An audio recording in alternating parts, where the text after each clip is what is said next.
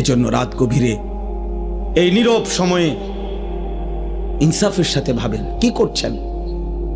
30 বছর ধরে যারা সুদ খান, এই সুদখোর হারামখোর, আপনি কি করছেন? বছরের পর বছর যারা কিস্তি নেন, কিস্তিখোর হারামখোর, কি করছেন? মরতেন না? কবরে যাবেন না?